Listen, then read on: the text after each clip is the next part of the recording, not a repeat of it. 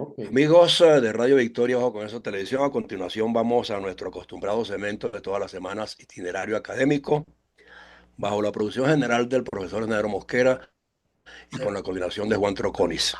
Tenemos varios invitados, pero vamos a destacar a quien tendrá hoy la opción de ser expositor. Es el profesor Nelson Orlando Huerta Leidens. Él es nacido en Maracaibo, graduado de médico veterinario en la Universidad del Zulia. Es investigador del SONAIP, fue coordinador regional de ensayos bovinos de carne en la región zuliana, tiene maestría y doctorado en la Universidad de Texas, especializado en ciencias pecuarias y de la carne, y como profesor ordinario fundado en 1978 la Cátedra de la Industria de la Carne de la Facultad de Luz, y la cual es profesor emérito. Bueno, otra serie de particularidades meritorias que han permitido que lo tengamos hoy como expositor. Así que, profesor, le damos la palabra para que desarrolle el tema en unos 10 minutos más o menos para poder después tener la opción que los intervinientes pues hagan preguntas o agreguen algo adicional. Así que, profesor, adelante. Bueno, primero que nada, un saludo muy cordial, aunque sea virtual, para todos ustedes y a la audiencia. Eh, Cuando habla de exposición, ayer le comentaba o le preguntaba yo a Juan cuál es el tema realmente del programa, a saber a qué atenerme. Al final no sé qué voy a hablar, pero bueno, podemos conversar así, muy a grosso modo. Me imagino que por las experiencias ganadas y por la especialidad que tengo, vamos a hablar del mundo de la carne, ¿no? Pues yo salí de Venezuela en el 2004, imagínense. Entonces, estoy muy desvinculado del acontecer agropecuario, particularmente del sector de la carne bovina en Venezuela. Pero gracias a Pedro Piñate, por lo menos me mantengo con algunas informaciones recientes. Veo a Tomás Guns, yo fui discípulo de Tomás Guns, imagínense ustedes, ya podrán saber lo viejo que estamos. De lo que estoy yo, Sí, señor, en un curso de planificación pecuaria que nos dieron allá en el Ciara, en el Ciara. Gusto en verte, Tomás. Bueno, cantado. entonces, dicho esto, yo preferiría que plantearan ustedes las preguntas, las cosas, y lo haremos más interactivo, en vez de hacer una exposición formal, porque francamente no estaba preparado para hacer una presentación formal. ¿Qué les parece? Mm. Tocar temas también, puede ser una temática, y con base a cada uno de esos temas, plantear una conversación. Sí, profesor, nosotros estamos intentando hablar en perspectiva del país que podemos llegar a tener de nuevo en un desarrollo coherente y sostenido en todas las áreas. Y hemos estado analizando el tema del agro y todas sus implicaciones desde hace más de 3 semanas. Juan nos dijo que usted podía tocar el tema de la carne porque trabajó de manera persistente y sostenida en esa área en el tiempo que estuvo en Venezuela. Y aunque no lo esté hoy, de todos modos nos imaginamos pues que ha tomado experiencias de otros países, que tiene claridad de lo que habría que hacer, porque el problema de la hambruna en Venezuela, o sea, se concentra todo en un campo que está desguarnecido y en consecuencia pues es deficitario 100%. Entonces, ver sobre ese particular qué puede decir Pedro, qué puede decir Sí, Genaro, las inquietudes que tengan a bien para que el profesor entonces yo pueda yo le desarrollar el haría la tema. pregunta al doctor Nelson Huerta después de saludarlo, darle la bienvenida. Espero que se incorpore regularmente a estas conferencias que son muy amenas y estimulantes. Yo le haría la pregunta de cómo mejorar la producción y la calidad de la carne en Venezuela, desde su punto de vista, viéndonos desde Texas. Gracias, Pedro. Bueno, obviamente después que te escuché en el programa anterior, la debacle agrícola, hay mucho trabajo por delante. Recuperar la producción no va a ser fácil con toda esa debacle socioeconómica del sector y particularmente la carne. No se olviden que la carne es un alimento casi de lujo, un alimento siempre ha sido caro. En verdad, esto hace que se trate ese alimento dentro del sector agroindustrial como algo muy especial. Eh, y cuando hablamos de carne bovina, mucho más, porque podemos hablar Déjame ver. de especies más eficientes, como son el cerdo, el pollo, etcétera. Eso para empezar. Ahora bien, con ese desmantelamiento que tú bien describiste, Pedro, eh, tenemos que aumentar, obviamente, según lo que te escuché, el inventario bovino nacional. Eso implica, obviamente, la mejor eficiencia en reproducción animal. Eh, Tenemos que realmente minimizar las pérdidas por mortandad y ahí también pérdidas hasta por abigeato, que tú también lo planteaste. La hambruna ha llevado a realmente a ver videos atroces, eh, a la gente hambrienta entrando a un potrero y prácticamente apuñalando un ovillo y haciéndolo carne. Eh, en ese entorno conflictivo, la pregunta no es fácil, no es fácil de responder. En primer lugar, yo diría que tendríamos que volver a lo que dejamos pendiente. A ver, quizás una de las mayores experiencias que tuve yo al regresar del doctorado en Texas A&M fue la invitación de Jonathan Coles a integrar una comisión ministerial para diseñar un nuevo sistema de clasificación de ganado de carne. Esto fue importantísimo, a pesar de que desde el año 72 Carlos Andrés Pérez había hecho una primera clasificación de canales y que fue modificada en 4 oportunidades.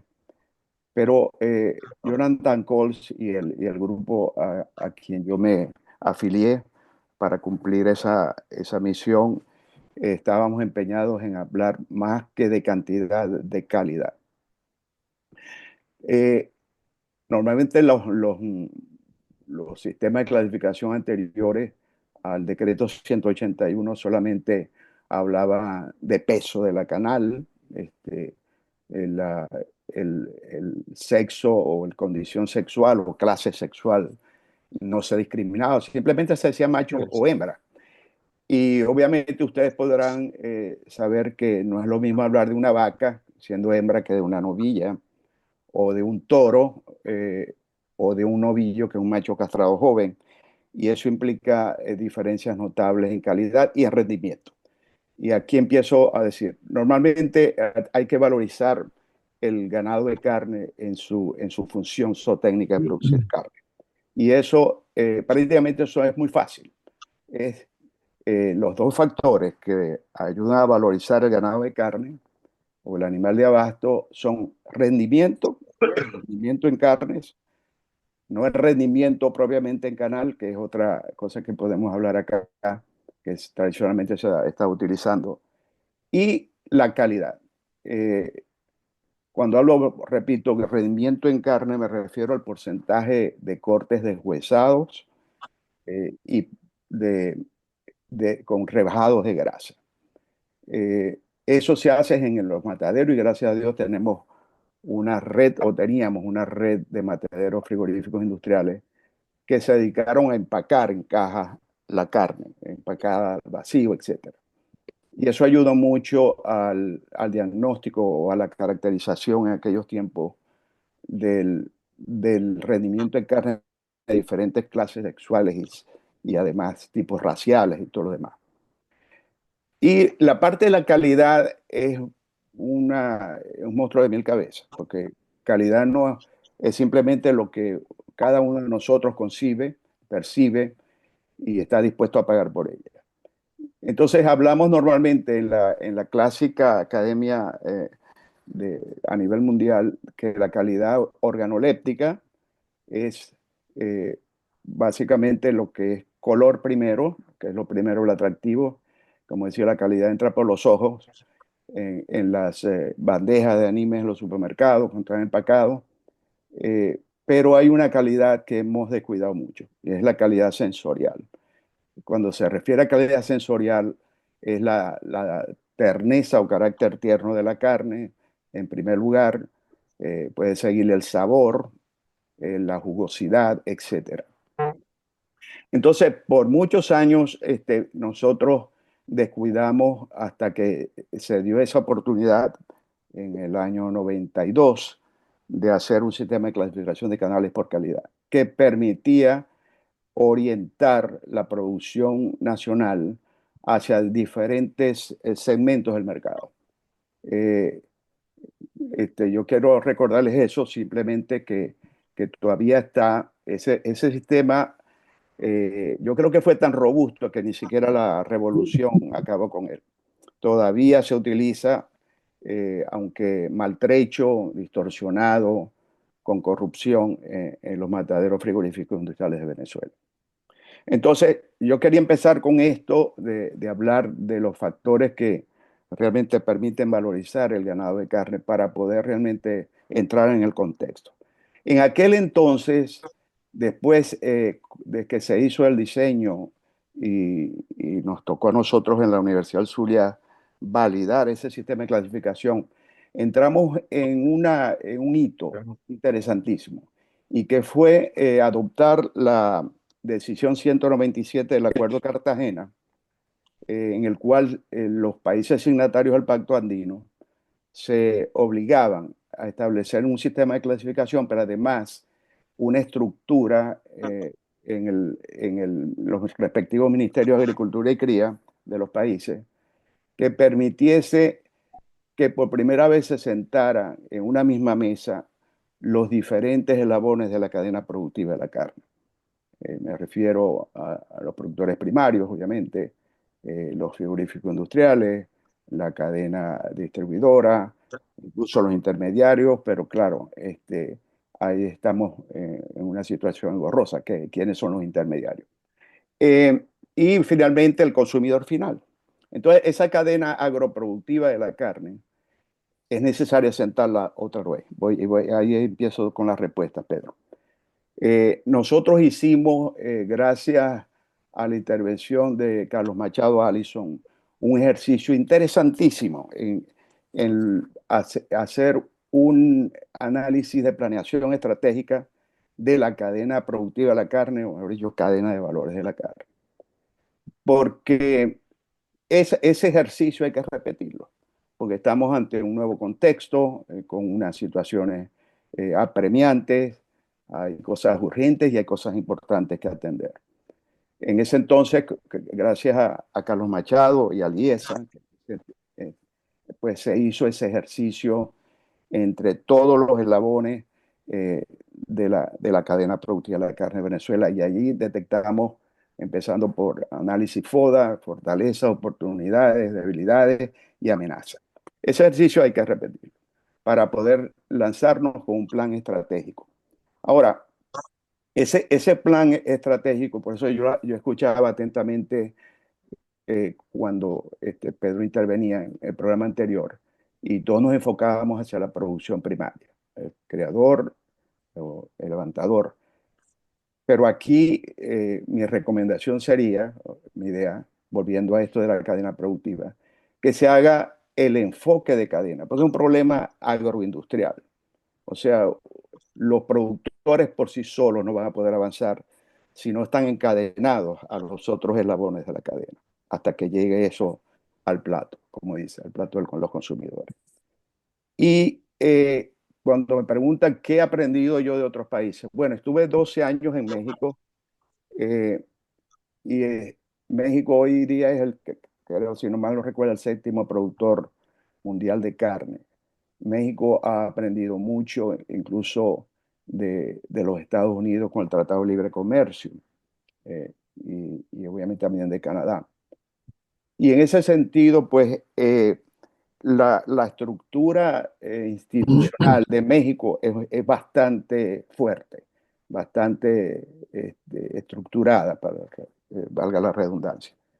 México tiene los productores primarios que la Organización Nacional de de federaciones ganaderas o asociaciones ganaderas, que es un ente muy parecido a lo que tradicionalmente fue la labor gremial en Venezuela, muy pendiente o dependiente del gobierno de turno, peleando por precios, por todo lo demás. Eso, aunque como es el gremio más representativo de la producción primaria, que abarca no solamente la producción de carne, sino la producción de doble propósito y producción láctea, y otras pequeñas granjas de otras especies, pues se atomiza mucho vamos a decir, este esfuerzo gremial. Y eso ha venido siendo reemplazado por otras estructuras gremiales, eh, regionales o estatales, uniones ganaderas, que han hecho lo propio independientemente del liderazgo nacional de la CNOG, esta organización ganadera múltiple atomizada. Finalmente, México aprendió que era necesario exportar, y creo que eso es un punto importante que debemos considerar acá. Aprendió a exportar, aprendió a vencer barreras arancelarias y pararancelarias, sanitarias, para decirlo de otra manera. Y hoy día México es un jugador clave a nivel mundial y con una de las compañías más grandes a nivel mundial, que es Su Carne. Su Carne es propiedad de un ex senador, gobernador del estado de Sinaloa, y él es quizás la única, una de las integraciones verticales más grandes que yo conozco en Latinoamérica. Eh, ellos fundaron la Asociación Mexicana de Engordadores de Ganado, porque a diferencia de nosotros en Venezuela, México cuenta con granos propios o importados para engordar intensivamente el ganado. Y eso se ubica más que todo en norte del país.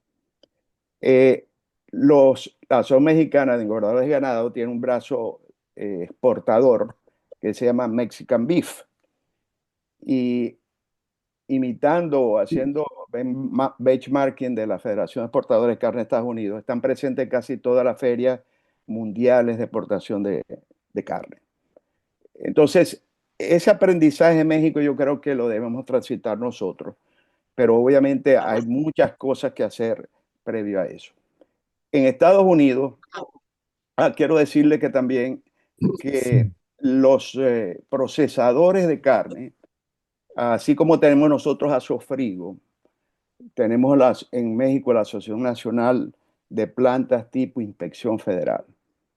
México, a través de estas plantas, es que exporta su carne, con todas las características requeridas por los clientes que están en Estados Unidos, en Europa, en Asia, etc. La Asociación Nacional, repito, establecimientos tipo de inspección federal, que es la NETIF. Pero también el gremio que dirigía nuestro amigo Eduardo Bianco, ahorita no recuerdo su nombre, que agrupaba a los procesadores, tiene su propia estructura que se llama Come Carne, Consejo Mexicano de la Carne. Es diferente, a pesar que el nombre es parecido al Consejo Venezolano de la Carne. El Consejo Venezolano de la Carne eran las 70 grandes compañías integradas de carne de Venezuela, mientras que el Consejo Mexicano de la Carne son los procesadores, los que le agregan valor, transforman incluso mucha de la carne importada de Estados Unidos y de otros países, agregando ese valor y quedándose con ese valor para el mercado doméstico o para reexportar.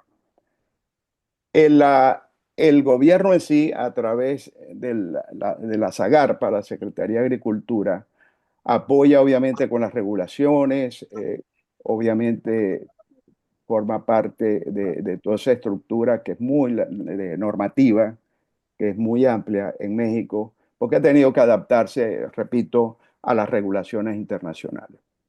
Eh, esto hace de México, repito, o lo ha llevado a ser una de las potencias mundiales en producción de carne. Ahora bien, yo voy a tocar el caso de Estados Unidos, que también obviamente fueron 14 años después de mi jubilación de luz, que yo empecé a trabajar para la USMEF, US Meat Export Federation, que es la exportadora o la Federación Exportadora de Carnes Rojas de los Estados Unidos. No solamente bovinos, sino también porcinos y ovinos. Esto hace que esa estructura debemos repensarla también eh, para Venezuela, porque es una estructura una privada, una federación privada, pero que recibe el 50% de su fondo del gobierno y se alimenta de lo que llamamos nosotros el check-off dollar, que es como un impuesto parafiscal, de que cada vez que se vende un animalito se recaba $1. La mitad queda para el estado donde se generó, la otra mitad se reparte y una alícuota de eso le llega a la US Meat Export Federation para promoción del producto en el exterior. Con lo que llamamos los servicios foráneos agrícolas en cada una de las embajadas de Estados Unidos alrededor del mundo. Nosotros, en ese caso, hablando, cuando yo pertenecía a esa estructura, eh, nos encargamos de toda la mercadotecnia necesaria para promover los productos cárnicos de Estados Unidos en cualquier parte del mundo. Muy apoyados de lo que llaman el Agricultural Marketing Service, el servicio de mercadeo agrícola, que se encarga de administrar la clasificación de la carne en canal de Estados Unidos y de la regulación de marcas privadas comerciales de carne, certificaciones con el fondo FSIS, que es el Servicio de Salubridad e Inspección, que se encarga, por ejemplo, de certificaciones grass-fed, eh, o sea, carne alimentada a pasto. Y una serie de certificaciones que añaden valor mercadológico a la producción de carne estadounidense. Entonces, esto para ser muy breve, porque obviamente nos iría el tiempo en este sentido, pero respondiendo a la pregunta de Pedro, yo creo que aumentar el inventario nacional, mejorando y siendo más eficientes en la reproducción, tenemos una memoria importantísima en todas las investigaciones, el caso de Juan Trujoni, todo el grupo de reproducción animal de la central, del Luz y eso.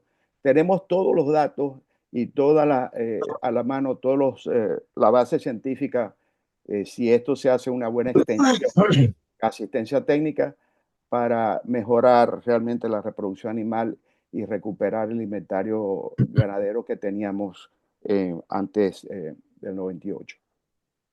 Pero más allá, yo diría que hay que pensar en mejorar el rendimiento y la calidad de los animales en materia de carne.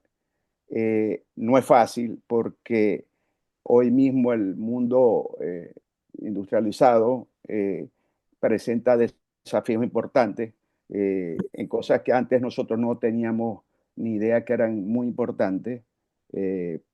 Decimos que la calidad medioambiental, que es la preservación del medio ambiente, que hacer producción, sobre todo primaria, en armonía con el ambiente. Reducción de la huella de carbono, huella hídrica, la parte de agricultura regenerativa, protección de suelos y agua, conservación de la biodiversidad, que yo creo que es una fortaleza que teníamos con los hatos grandes, hato piñero, hato frío, etcétera, y otros. Demostrar esas cosas que bien podrían ser una tarjeta de presentación del país como un todo.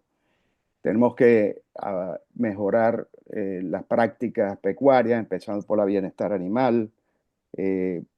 Y obviamente cuando llegamos al sector transformador tenemos que meterle la mano a lo que es la inocuidad para hacer o procurar alimentos saludables y seguros con sistemas de aseguramiento o por lo menos de mitigación de los riesgos. La sostenibilidad, repito, que comprende la optimización de los recursos, la mejora de la calidad de esos productos higiénicos sanitarios. Tenemos que empezar y de una vez ya terminar de ser libres con o sin vacunación de fiebre aftosa para poder exportar. Y eso, obviamente, eso es la introducción que yo daría para que siguiéramos una discusión y ser más interactivo este foro. Bueno, parece? profesor, más que completa su introducción, yo creo que usted nos había dicho que no tenía mucho que decir, pero definitivamente pues no requiere ni siquiera de anotaciones para hablarnos de manera tan profesional y técnica y con conocimiento cabal de lo que es la producción agropecuaria y El de disco carne duro. a nivel mundial, ¿no? Porque nos está hablando de países pues que despuntan en esa materia y lo que nos está indicando Juan, para que tú me abones un poquito tu parecer. Requiere esto ciertamente esa cumbre de la que tú has hablado, que los sectores ligados al agro venezolano, en combinación con los ligados al agro en otros países, produjesen un evento donde se considere que es fundamental asociarse, vincularse, tomar experiencia para relanzar a Venezuela, porque es que adentro todo está muy disminuido. Entonces, ¿cómo conjugar los esfuerzos allí hemisféricos, por lo menos con México, que lo mencionó el profesor como una potencia increíble? O sea, cómo combinar esos esfuerzos y cómo nutrirnos de ellos para retomar el ritmo de la producción del agro en Venezuela. Esa cumbre de la que tú has hablado siempre, Juan. Bueno, mira, yo voy a ser muy breve porque aquí tenemos la presencia de dos personajes adicionales que tienen que intervenir en esta interacción del día de hoy. Creo que Nelson nos demuestra la complejidad que tiene el problema de la agricultura como un todo. Él lo está dibujando a través del análisis de un solo rubro, que es la carne. Figúrese la dimensión que tiene eso. Por eso que es muy simple cuando se dice que eso hay que dejarlo en manos del sector privado. No, el liderazgo y el problema del análisis de la agricultura, por su significación para la sociedad, exige la integración de todos los esfuerzos de la sociedad, incluido el gobierno. Porque en este caso nosotros estamos teniendo un fracaso para satisfacer las necesidades de la sociedad como consecuencia de la acción política de quienes ejercen la función en el Estado. Y eso, lejos de beneficiar, nos está perjudicando. Entonces tiene que haber un acuerdo social de cómo manejar el problema de la agricultura. Nelson lo está haciendo eh, evidente a través del ejemplo que está poniendo y la insistencia que tiene que hacer un análisis de la con visión de cadena agroproductiva que vaya desde las necesidades o los recursos necesarios para que exista un proceso productivo de un determinado rubro, todos los arreglos que tienen que haber, no solamente de carácter tecnológico, sino de carácter organizativo de la sociedad para que esos procesos tengan la producción, puedan ir hacia el proceso de transformación e inclusive llegar al consumidor en condiciones adecuadas. Venezuela no ha tenido ese proceso y por eso es que es inexacto cuando alguien se pone a estar planteando que la agricultura tiene que ir sola en manos de los productores o del empresariado privado. Fíjate, ahí señala muchas cosas importantes que están en manos del Estado a través de arreglos y de entendimientos entre los productores en países como Estados Unidos, como México, en donde el proceso empresarial se respeta y se estimula. Entonces, de manera que yo creo que eso es una de las cosas importantes que está dejando ver Nelson y que nos puede permitir a ver cómo abordar nosotros un proceso que sea sostenible, que no dependa de quién esté en el gobierno, en el Ministerio de Agricultura y Cría, sino que es un plan de vuelo que tiene el país a largo plazo. Está también Otto Gómez en el panel de hoy y está Tomás Gunn, que es un personaje también de particular importancia y de dominio y experiencia en el área. ¿Ok? Creo que la Intervenir. cumbre es una vía, creo que la cumbre es una vía y es una necesidad, pero hay que poner personas ilustradas, conocedoras de lo que ha pasado, de lo que está pasando y de lo que podemos lograr con una planificación distinta. Para algunas aportaciones adicionales, me dijiste que teníamos al profesor Gunn y a Otto Gómez, ¿no? A Otto Gómez ¿A también. quién le Sí. vamos a dar la palabra? Decídelo tú. No, yo creo En que orden de prioridades, ¿no? Porque ellos no lo voy a han ver si, pedido. voy a ver si Nelson quiere hacer una acotación a lo que yo comenté. Ok, Y No, simplemente estar de acuerdo contigo en que el sector por sí solo, el sector privado, no puede hacer frente a este tremendo desafío. Tiene que haber un apoyo gubernamental.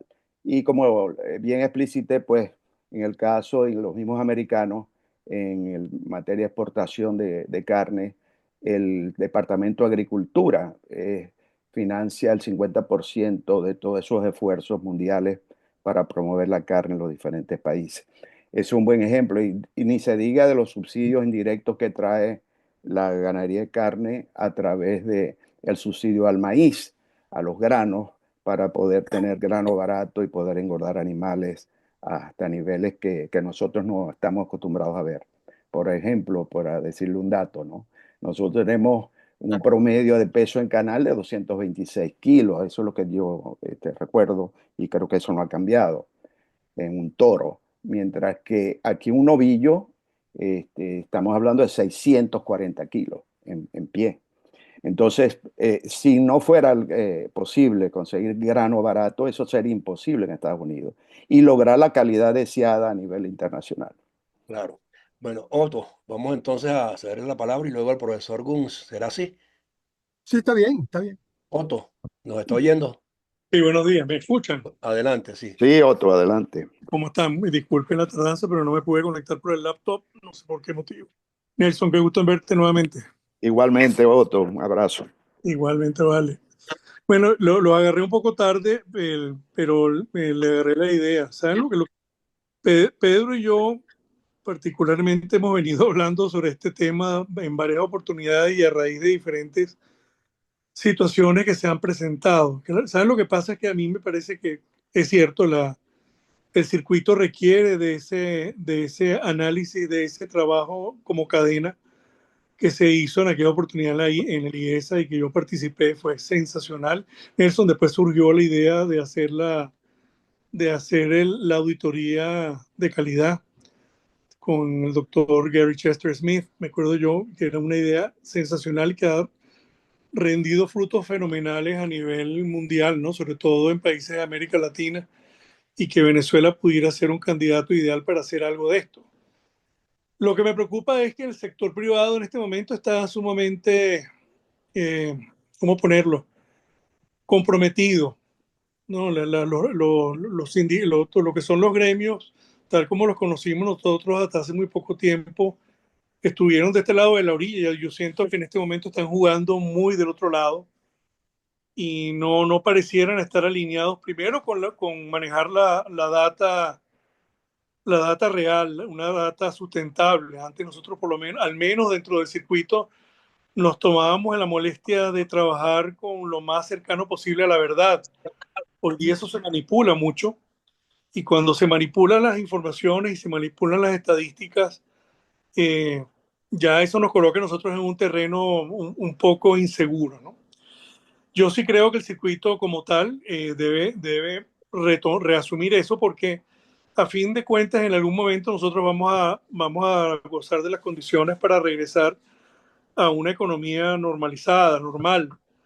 Y esos pasos a dar tienen que estar ya diseñados, no esperar a que esas condiciones retornen para reasumirlo. Esa es la percepción que yo tengo. Ahora, ¿con quiénes trabajar? El país ha cambiado mucho. Lo que tú dices, Nelson, es cierto. Todos esos grandes datos desaparecieron. El modelo se ha ido hacia otra cosa completamente distinta. No se ha atomizado todavía, pero el modelo de negocios a nivel de campo ha variado. Yo veo un mercado que está bastante bien en términos de inversión, sobre todo en la parte genética, para atender la demanda coyuntural de... Un momentico, me estoy quedando sin batería ahora en el teléfono, eso es lo que me faltaba a mí. Un momentico. Disculpe, déjame ver si me lo puedo. Voy a perder la imagen, pero voy a poner el teléfono en cargar para poder hablar. Ok, adelante. Ahí voy, ya Bueno, estoy. Ya lo coloqué. cuádrate bien que entonces estamos viendo. Sí, lo La que pasa es que cámara. lo puse a cargar en una Ahí está plataforma. bien, ahí está bien, ahí Ahí está está bien, ok, ok. Bueno, Lo que les quiero decir es que ese trabajo de análisis y de planificación estratégica para el circuito bovino no se debe dejar dependiendo de hasta que ocurra lo políticamente deseable. No sé si me explico. Para mí, esa planificación, así como se hacen los planes de país y lo que se va a hacer una vez que el régimen salga y tengamos unas condiciones para volver a invertir y regrese la sanidad al país, eso no se puede esperar. Hay afortunadamente un pie de cría que está en bastante buenas condiciones en materia de las líneas que se están trabajando. Más bien creo que ha habido un reforzamiento, Nelson, no sé si tú estás al corriente, pero aquí se han obviado todos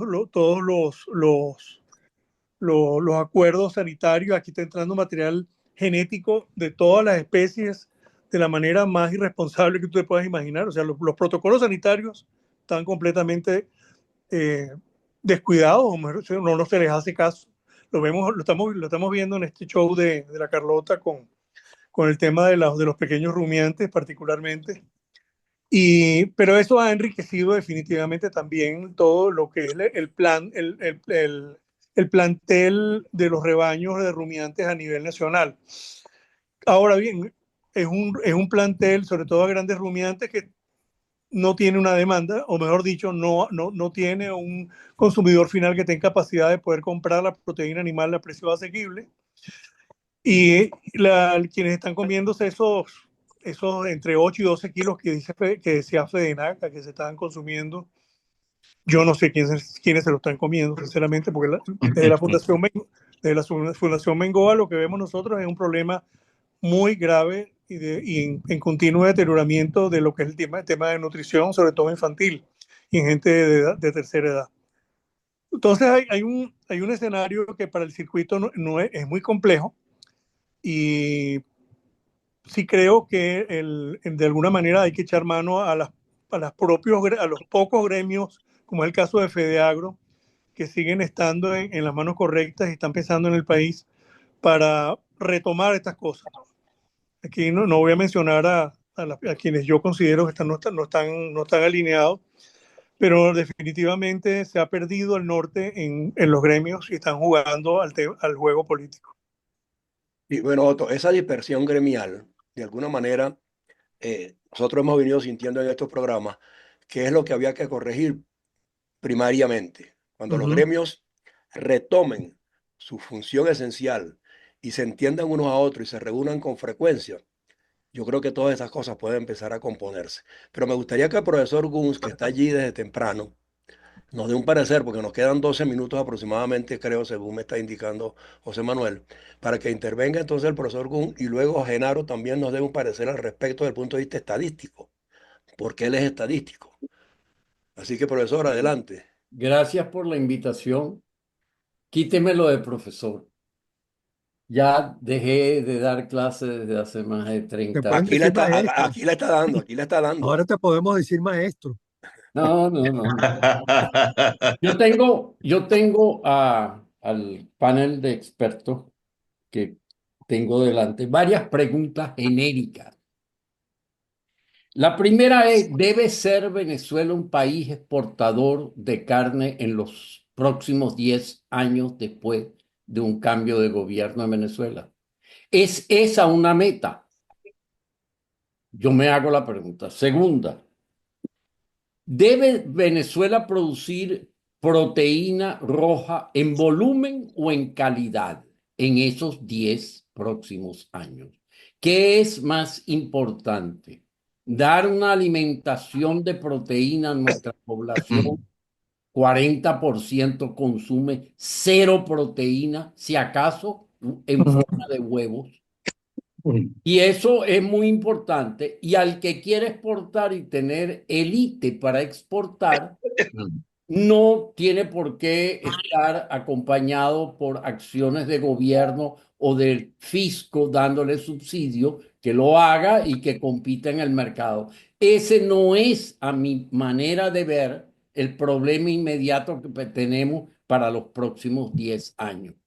Claro, tenemos personas sumamente preparadas para hacer lo contrario, pero el país necesita comida, volumen, más que calidad. Y ese mismo fenómeno lo he discutido con la gente vegetal. Y el mejor ejemplo es palma aceite. No será el mejor aceite, pero el volumen que produce y lo que tenemos sembrado de palma aceitera es para darle aceite a nuestra población. ¿Que es mejor otro origen de aceites vegetales? Estoy de acuerdo, pero tenemos que echarle pichón a mantener y a alimentar a esta población que no recibe nada. Tercera pregunta, y esa es muy importante de acuerdo al planteamiento pasado de Pedro y hoy de Nelson. ¿En qué medida queremos que el Estado intervenga para controlar precios?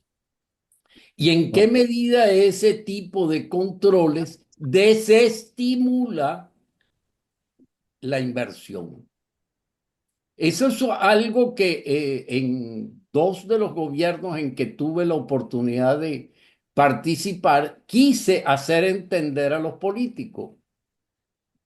Porque es muy importante, si yo quiero que la gente invierta en ganadería, traiga semen, traiga toro, traiga, en el caso de cerdos, haga inversiones para eficiencia de transformación en carne de la producción de cerdos, tengo que darle que el margen que va a ganar sea atractivo. Si no se va a la bolsa o compra oro.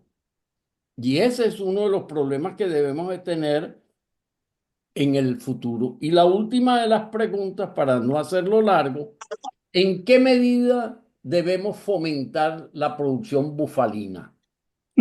He visto con gran satisfacción que en nuestro país es el de mayor crecimiento de rebaños bufalinos en toda América Latina. Casualidades, oportunidades de eficiencia de transformación, no lo sé, lo que lo digan los expertos, pero cuando se haga un plan más detallado de carnes rojas o de proteínas animales para el consumo de la población, debemos pensar en qué medida fomentar esa producción bufalina. Bueno, inclusive por la leche. Ahí tiene Nelson una cantidad de preguntas a responder de manera breve, profesor, porque nos quedan aproximadamente unos 12 minutos. Sí, rápidamente, calidad o cantidad. Yo creo que las dos. No existe, Definitivamente. no Sí, pues, existe. bueno, pues lo puedes hacer. Carne molida, ¿qué hay? Sí, carne molida. Bueno, entonces, fíjate, nosotros tenemos que pensar que se forma optimista, pues. Sí, que si realmente llueven las inversiones al campo y la carne es un rubro importante, repito, prácticamente un alimento de lujo, yo creo que hay espacio de recuperación suficiente, tenemos suficientes tierras donde producir la misma carne que producíamos hace 26 años y con los mismos niveles de producción por cabeza y la misma distribución de la misma para un consumo per cápita. Creo que Pedro habló del consumo per cápita. ¿En cuánto se desplomó, Pedro? En los 28 para acá. 8 a 12 kilos, entre 8 y 12 kilos, Hoy. más hacia 8. Hoy más Entonces, hacia 8 que 12, ¿no? Y el, ok. y el óptimo es 22. 20 kilos es lo recomendado. Lo habíamos 20 Bueno, kilos. alcanzado. pero fíjense una cosa, ¿no? Acabamos nosotros hablando del consumo mexicano de la carne, hacer una revisión biográfica sobre las recomendaciones de ingesta diaria de carne y no existe. Lo que existe son la recomendación de proteína, ingesta de proteína diaria por el humano. No existe ningún organismo de salud que haya dado una recomendación sobre lo que debemos comer de carne. Y eso está alrededor de 0,8 gramos por peso de la persona. Y ahora que las sociedades se están haciendo viejas y tenemos problemas de sarcopenia y todo eso, atrofia muscular, se está incrementando incluso a 2 gramos por cada kilo de peso corporal. Entonces, si nosotros trabajamos con el Instituto Nacional de Nutrición en buscar qué es lo que necesitamos en la masa de oferta de carne para llegar a esas recomendaciones dietéticas, por ahí debemos empezar. Ahora, la calidad, a nadie, incluso a esos viejos que ya no tienen ni plancha, ponerlo a masticar una carne dura, no creo que va a ser muy inteligente.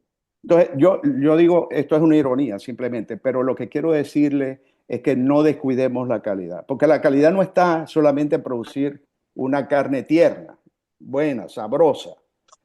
La carne si es certificada como alimentada a pasto, se cotiza a mejor precio a nivel mayorista y minorista en los Estados Unidos que el Prime, que es el grado de calidad supremo, va a decir, que existe en Estados Unidos. Imagínese la oportunidad que se le presentaría a Venezuela con certificaciones de que se pueda decir esta carne está certificada 80% de la vida del animal en base a pasto o 100%. La agregación de valor mercadológico es abismal, es realmente buenísimo. Y eso es prácticamente lo que ha faltado incluso en los países tropicales. Los países tropicales lo que han hecho es vender prácticamente esa carne a precio de gallina flaca mediante recortes para hacer molienda en los Estados Unidos. Y vuelvo a hablar de la carne molida. En Estados Unidos el corte que más se vende a nivel nacional es la carne molida. ¿La hamburguesa? La hamburguesa. 50%. Sí, señor. Entonces, cuando nosotros tenemos ese ejemplo, que no necesariamente son ribeyes o solo cuerito delgado o puntas Picaña. traseras y eso, tenemos una infinidad de productos que podemos generar, ¿verdad? En esa nueva Venezuela. En 10 años, yo creo que sí lo podemos hacer. La otra cosa, bueno, un apunte al búfalo, hablando de carne orgánica, que es más cara que todavía la alimentada a pasto. El búfalo puede entrar en un sistema de producción orgánico fácilmente. Tenemos suficientes, y creo que en esto hay que aclararlo, nosotros tenemos la mejor caracterización de carne de búfalo en Latinoamérica, cosa que no han hecho los brasileros. Comparamos la carne de búfalo de machos castrados y enteros contra el mestizo de los cruces modernos, vamos a decirlo modernos, que empezamos a hacer por lo menos F1 de razas taurinas con razas cebuinas.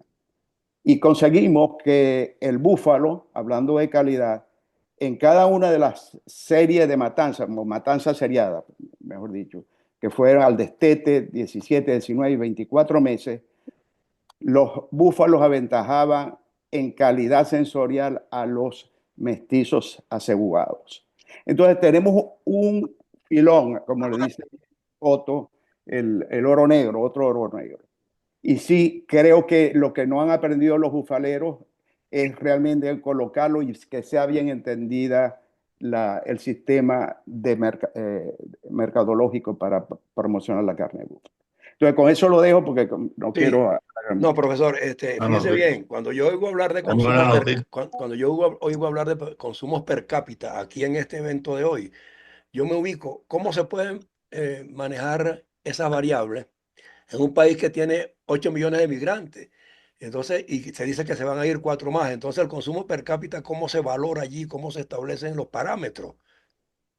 Entonces la gente dirá, bueno, no importa si el campo produce o no produce, porque al fin y al cabo ahora es menos gente la que requiere el consumo en Venezuela. Esa podría ser una expresión cómoda del gobierno para sacudirse su falta de interés en desarrollar el campo. Por Sí, ahora, yo, bueno, adelante, Pedro. dame un chancecito nada más para referir lo siguiente.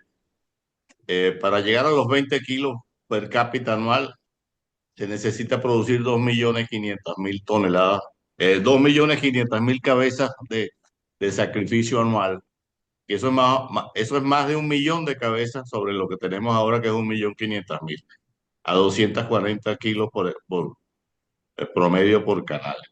Pero hay muchas oportunidades porque para mejorar la cantidad, la reproducción es una vía. Después, para mejorar la cantidad, la genética es una vía. Para mejorar la calidad, la genética es una vía también. El manejo, el bienestar animal. la la mejora del sanidad. transporte, la sanidad, etcétera. Hay cantidad de oportunidades. En cuanto al búfalo, hay 6 millones de hectáreas de sabanas inundables que tienen capacidad para la producción de búfalo. Es un país bufalero, tiene una buena actitud bufalera.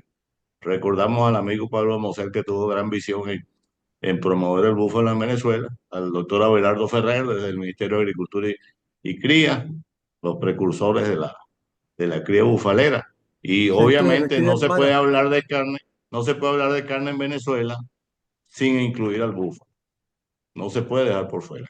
Y la industria tiene que de alguna manera ver cómo compensa el esfuerzo de los productores, porque Pedro, producir y el búfalo búfalo hoy en día, tiene también la los opción precios, de la leche, que es muy sí, importante, la pero los participación precios de la de la carne de mozzarella. búfalo, los precios de la carne de búfalo siempre están en desventaja, tanto en rendimiento como lo que pagan en Canadá.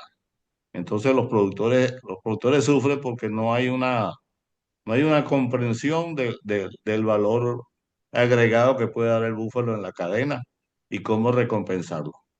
También en la cadena tiene que haber una mejora sustancial de un tipo de ganado específico que se quiera producir para la matanza, porque aquí en Venezuela uno de los problemas graves que tiene la industria carnicera es que no hay un novillo igual a otro, no hay un toro igual al otro, ¿entiendes? No lo hemos logrado. En cambio, uno va a Brasil y todos los novillos son igualitos, son como las hamburguesas de McDonald's, igualitas. Un novillo de tantos kilos, del mismo tamaño, de la misma conformación, la misma calidad. Eso se puede hacer, pero la industria tiene que entrar en ese aro. Ha habido, yo creo, que una falta de visión. En cierta forma, mucha gente con ideas obsoletas todavía en la industria. O nos ponemos viejos adaptándonos al cambio y mejorando nuestras ideas, o nos salimos del negocio porque hay que darle chance a las nuevas ideas de las nuevas generaciones. Así es. Gracias. Genaro, te he visto muy silencioso en las últimas horas para que nos agregues algo antes de entregarle a Juan para que cierre el programa. Genaro, ¿nos oyes?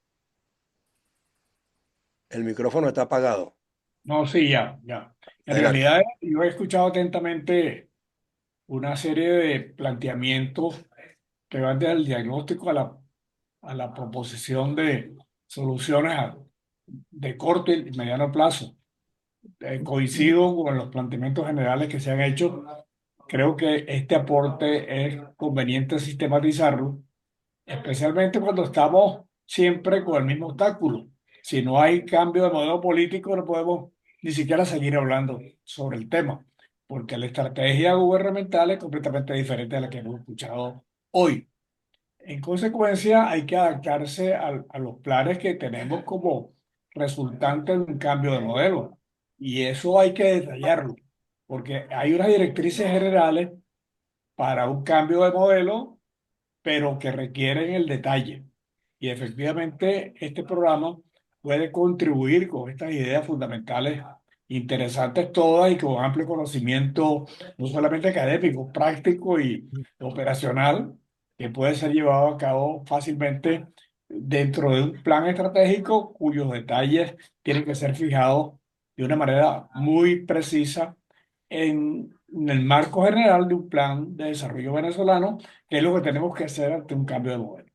Así que yo por mi parte les agradezco a todos estos especialistas que me parece conocer y que realmente en el sector agrícola y pecuario han venido trabajando largo tiempo y su experiencia es invalorable para construir al menos sugerencias importantes para que los detallistas de un plan estratégico lo conviertan en programas de acción suficientemente buenos para llevar a cabo los objetivos de cumplir los requisitos de al menos de alimentación del país y de la exportación y de el desarrollo agroindustrial.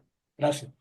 Vamos a agradecerle a Juan el tino que ha tenido en la escogencia de los expositores de las últimas semanas y en el propósito de mantener esta temática el mayor tiempo posible al aire, porque es que definitivamente si no nos centramos en el campo, la producción diversa que el campo nos proporciona para que nuestras poblaciones de alguna manera se sostengan, definitivamente pues vamos a tener un país totalmente depauperado. Yo creo que el campo es la clave.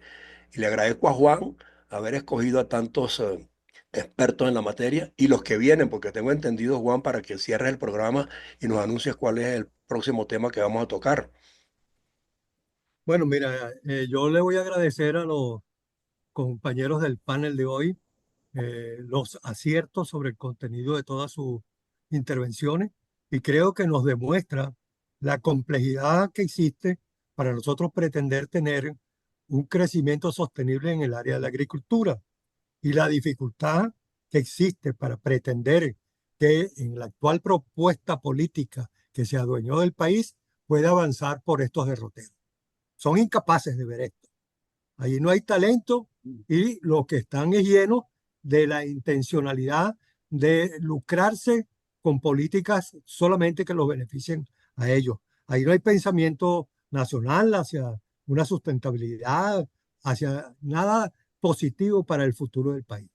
De manera que existen mucho dominio, mucha sabiduría desarrollada a través del país. Y esto es una muestra. Esto es muy, eh, una ínfima parte de lo que existe.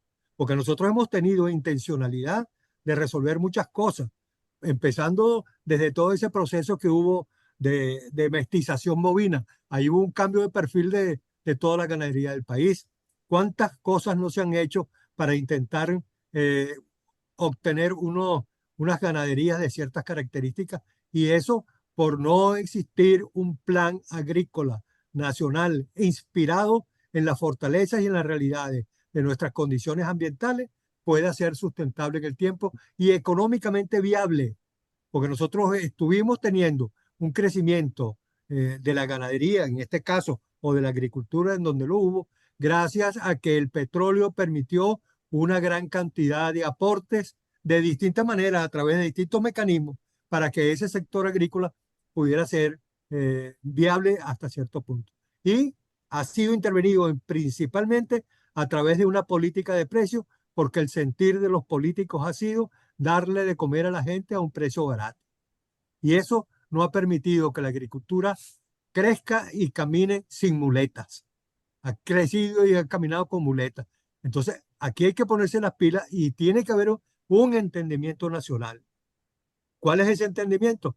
Bueno, que se reúnan los que producen, los que transforman, los que comercializan y los que comen y los que pretenden intervenir con políticas. Pues esas políticas tienen que ser acertadas, todo remando hacia un destino común.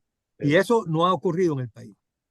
Y eso tiene que ocurrir. Nosotros vamos a seguir viendo, ya la semana próxima vamos a tener creo que es Stanley Torres, un hombre que tiene formación importante. Está por ahí también previsto la participación de Quintero, Edgar Quintero, un ingeniero agrónomo que tuvo experiencias importantes en la formulación de planes parciales, pero nos puede ilustrar aún más por qué los planes que han tenido alguna apreciación favorable. Inclusive nosotros tenemos que decir que el gobierno de Chávez nació con una propuesta acertada a través de todos esos análisis por cadenas agroproductivas.